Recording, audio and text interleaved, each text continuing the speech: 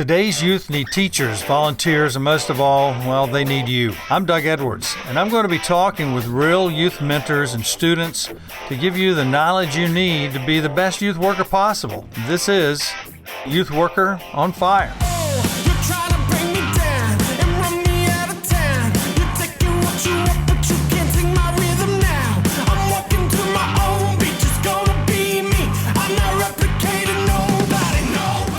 Hi, Youth Worker Nation. This is Doug Edwards with Youth Worker on Fire. And today we have a very special guest with Mayor Robert Morin.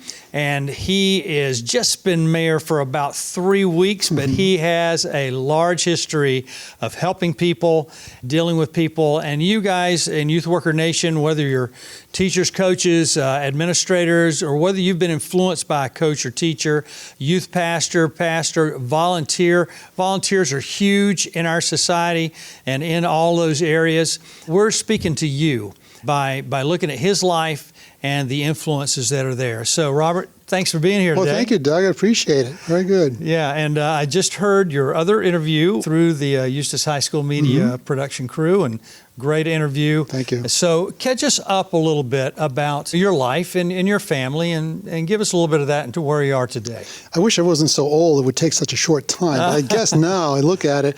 I was actually born and raised in New England. My family moved around based on my dad's job to Massachusetts. I lived in New Hampshire for a short time, and obviously was born in Maine. And so I went to all parochial schools, and then decided that college was an opportunity for me after I graduated from high school, and I didn't do as well. I didn't care for it as much. I didn't think it was practical at that point.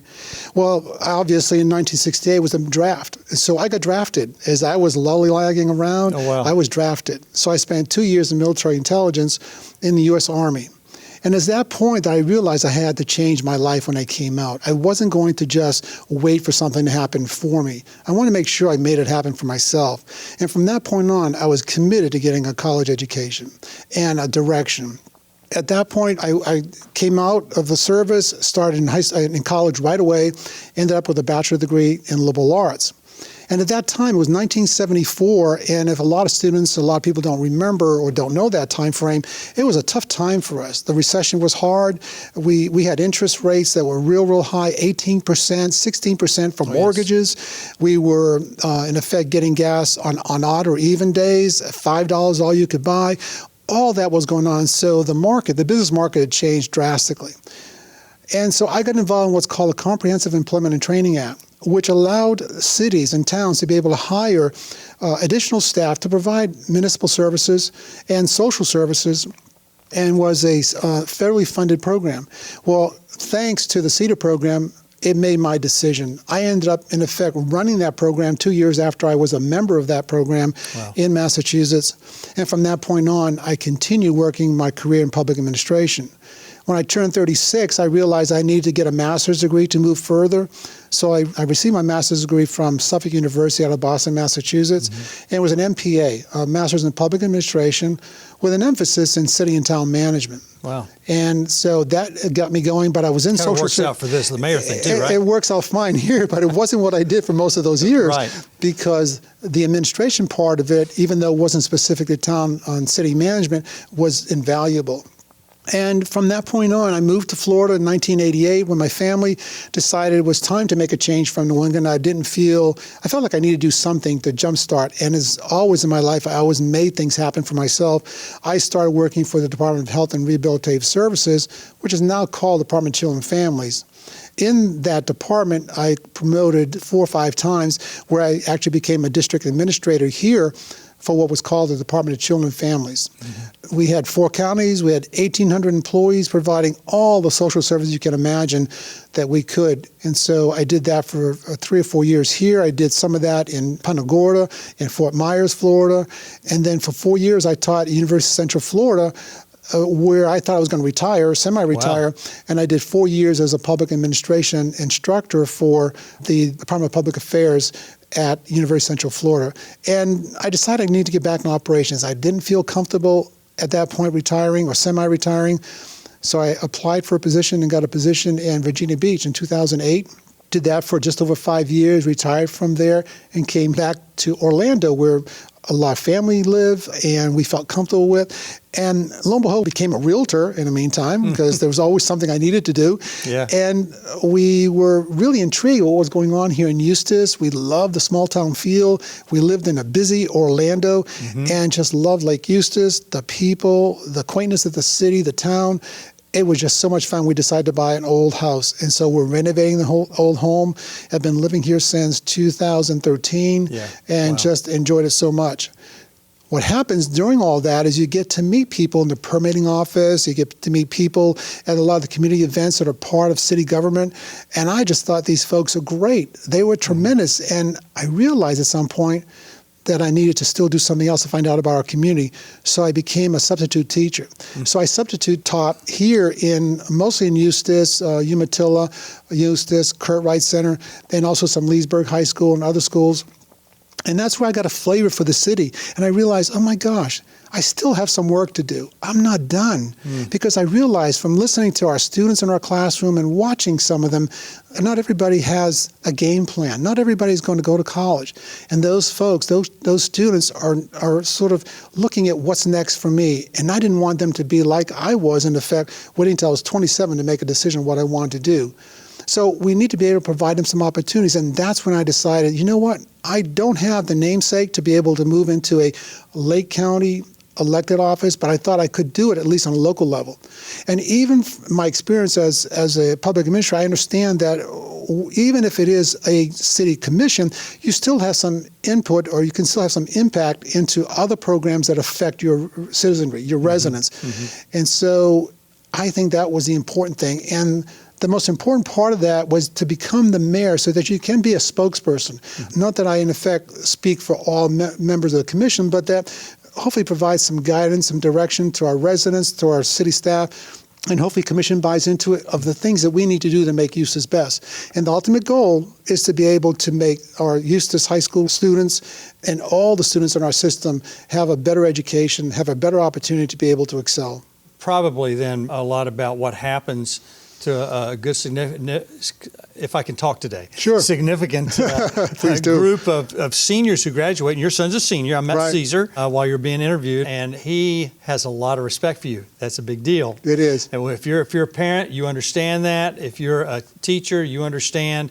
And so he has a lot of respect for you and said some good things about you. That's nice. One thing he said is that you love people. Yes. And that even when people get riled up, you have a way of still caring about them. Right. That's a big deal. People don't do that's a rare person. Tell me about the influences in your life. You know, in my case, it was probably mostly in college. I had two instructors I thought were just dynamic. And they're most difficult instructors. And of course, as students are registering, they say, well, don't take her, don't take him. He's difficult.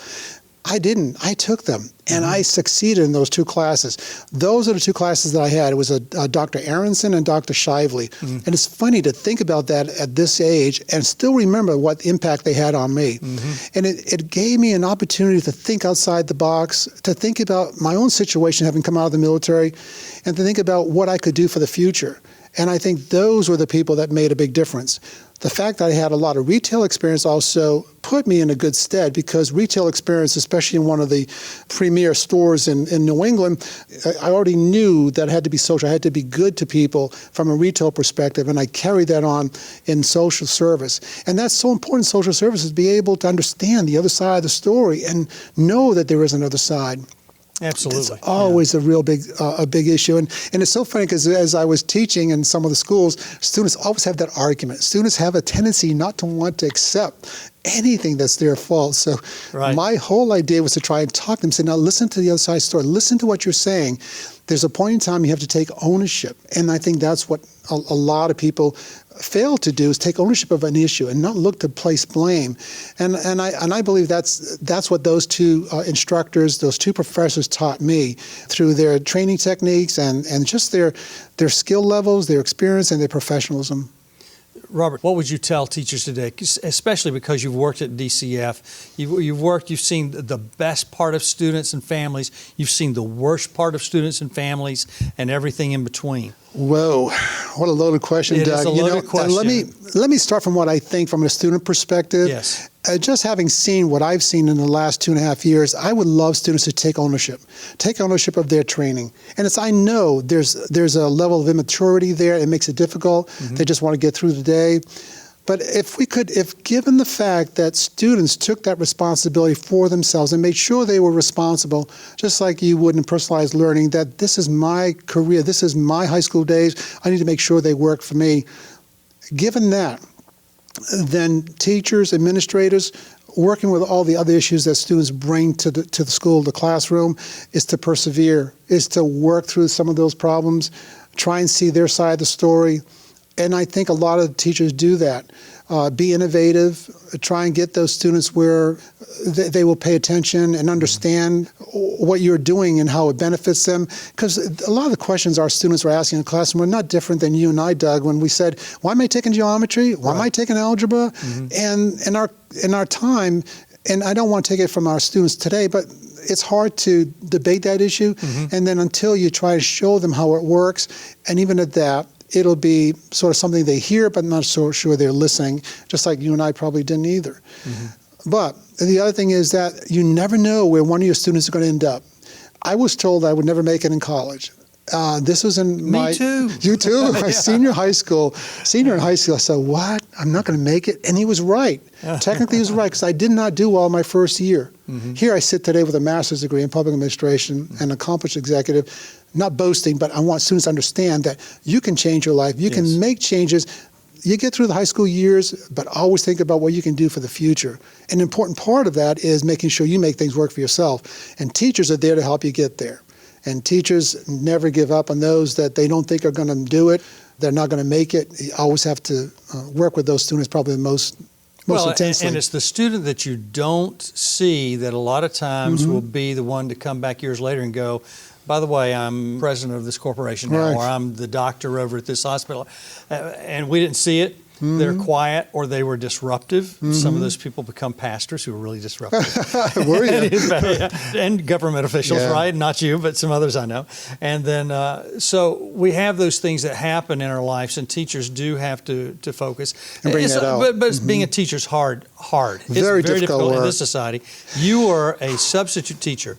Talk about the difficult side for what you saw with teachers in these positions and administrators. Well, let me tell you first, I think that all my career in public administration, we're being told by wherever I work, by school boards, that the most intense or most significant time for a student is the third grade. Because we could tell at that point whether or not a child would end up in juvenile justice programs or in the DCF programs and all. That was probably the most difficult thing for me, is to identify those children in that third grade. So I started working in elementary schools because I wanted to see myself firsthand what I had been told all these years and how that affects. And I can see that that's exactly what the issues are. If those children are not able to read, and I'm certainly preaching to the choir here, if they're not able to read, not able to think a little bit and do some things that are creative, it's going to be hard for them if they don't get that, because every one of those, every school, every class moves and grows on the next one, on the previous one. So it's important for students to be able to do that. So third grade is a real, I think, an indicator of where a child is going to go. But by the same token, I was an introvert. I never would have expected I'd be sitting here with you, Doug, today, when I was 16 years old, because I was very shy. Never expect that would happen. But teachers made that difference for me at the college level. Here, I think in high schools, we need to be able to bring that out. We need to be able to work with those students who are introverts, who sometimes it's very difficult for them to move, but you can get them motivated, either if it's a one-on-one discussion, understanding what their issues are. And the big problem that teachers have today is that all the problems that we took care of in the social services network is showing up in the classroom. So we are finding that students are really here for social rather than learning processes. And that was kind of a shocker for me when I came here. And teachers told me that's what you'll find, is that the students are really interested in getting together with each other rather than actually doing the school work. And that made it a very different perspective for me. So how do we make that change for those students so they take that, the most important, which is that learning process, and being able to do more? And the other thing I noticed, at least for teachers, is that they have a much higher level of academic than I remember having. We did the reading, writing, arithmetic, and 3 R's, and I remember them being somewhat not simple, but not at least what we see today. So the students today are expected to do a lot more thinking outside, not even thinking outside the box, but larger perspective. It was strange for me to help my son with his homework and do not variances, but I forget what the term was called, but just, you don't have to have the right answer or not, but close. What is rounding and stuff. And I thought, oh my gosh, what a way to think. So our teachers have to deal with that too. So it's very different. Our expectations on our students are higher, and so is it on our teachers to be able to get students to think in another realm that you and I thought it was mechanical. I remember writing for an hour at a time to do what most students will know, cursive writing. Yes.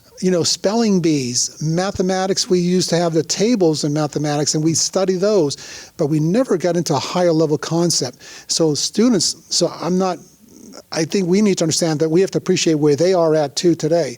And the testing obviously is just overdone from my perspective, that they have to go through each day. So it makes it difficult for teachers, makes it difficult for students.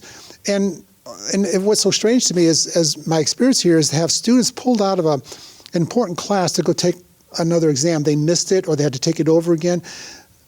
The more you pull students out of that classroom, even if it is a substitute teacher and there's work going on, it takes that student out of the mix, and they have to sort of catch up at some point. So I think that's an injustice. Somehow we need to figure out how we don't do that as much. There are so many students being pulled out for additional testing. And I think those are the important things that teachers need to remember, and that to get parents on their side, and obviously try and instill in our students that they have some personal responsibility for their education. It's not just us. And please stop the argument about who did what and what. So yeah, it's hard to get them. There's a guy by the name of Dr. Michael J. Bradley who wrote a book called Yes, Your Teen is Crazy. Yeah. And he's a therapist, and his thing was, we know educationally, and educators know this. I didn't know this until I read that book and listened to him, and I would say something to them. They said, oh yeah, we know that.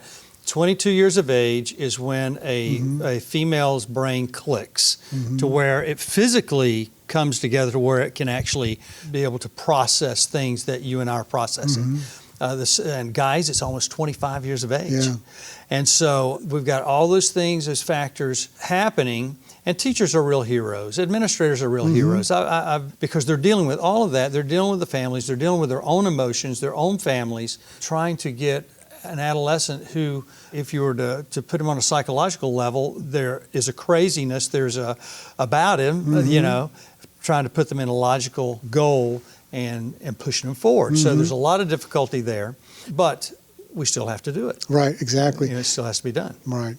And I think that's the important part, is realizing that we still need to work and strive at that. And I just wish from the teacher's perspective, there's a little bit more of some kind of a benefit to being a teacher, that the salaries would be higher, that that they're not the reason our education system is failing. They're not the reason. At all. Not our administrators. I think about the administrators that even at Eustis High School, I've seen them actually have to get into a blocking kind of situation with students who may get into a fight just to stop this. As a superintendent at Gulf Coast Center, we had 330 developmentally disabled individuals, all over the age of 18, who would get into that, and we'd have to protect ourselves and make sure we didn't hurt them in the meantime. And that's what's so difficult. So your life is in danger legally. Exactly. Yes. If you do. Exactly. So we always have to be careful. And I just admire all the administrators who have to deal with those issues every day and not knowing where the next issue or the next major issue is going to come from. And that's a very difficult time. So I just think that we as a nation and we as a city have to realize that, and how can we make our students understand that? And I don't expect miracles, because you and I didn't understand it either. Right. It took me till I was 27 to make up my mind what I wanted to do. But if nothing else, we can at least have a sort of a moderate approach, or at least let students understand what the issues are. Hopefully the teachers can either build on that and can move forward with them. So yeah, I'm always an optimist. I'm here as a mayor. I'm an optimist. Well, and thank you for saying you're an optimist. Optimism takes us farther than pessimism. I can't remember if it was Edison that said that we need people that are unrealistic thinkers. Right, exactly. Because the unrealistic people are the guys that are optimists. They think about, well, we can do this. Right. Let's see if there's another way we can do it. And you need those people. Do we need people that are realists? Sure we do. But it's great to have the optimists because, in fact, you live longer.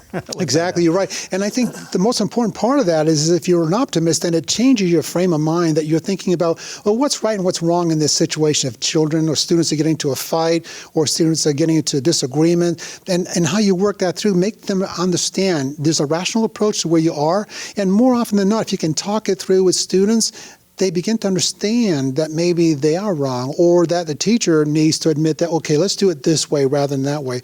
My whole career has been about compromise. It's been about making sure that we provide the best service we can, understanding that it's not going to be perfect. Working with the Virginia legislature and the Florida legislature, we know it's not always going to be our way, but we make things work. And I think the same thing in the classroom and in our own personal lives. We need to figure out how do we balance all that and make it work for each other? Because that ultimately, and taking responsibility for some of those. I've done that before in my life. I've had some tragedies in my career that are horrible, that I look back and say, how did I make it through those? Give us one of those, because we talked about that. What is one of your worst moments that you can share? Well, I can share. There were the newspaper. There was two that I can tell you. One, when I was superintendent of Gulf Coast Center in Fort Myers, I was superintendent 7 days, and I was a newbie. I was a new kid on the block who was a troubleshooter, knew that we needed to make changes, and I had a 45-year-old developmentally disabled man who ingested a peanut butter sandwich, just a piece of it, and died. He choked on it. Oh, man. So the press took me through the coals. I mean, they just gave me a tough time, all that, as though I was a new superintendent. I should have avoided.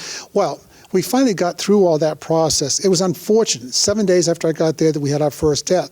And those are the kind of things you have to deal with. And you have to be an optimist to understand, I can get through this personally, and also what do I need to do to change it?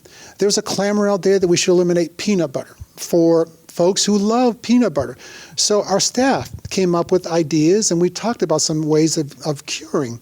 And so that problem. So we ended up with peanut butter and jelly sandwiches, so that it's a little bit more liquid.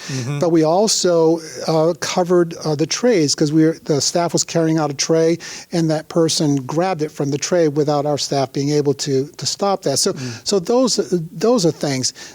But even more tragic are the times that we've found children battered, children killed. And one that was really close here to Central Florida was in Merritt Island.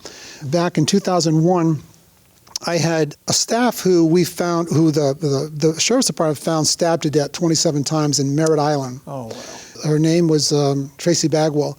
And I can say that because I respect what she tried to do. She, in effect, was confronted by a supervisor in that office that she was not reporting to at 10 o'clock at night at the Merritt Island Church parking lot, and this person stabbed her 27 times. So we're looking at that issue thinking we have someone who hates DCF employees, and we thought we had a predator. Well, we found that out on Tuesday night.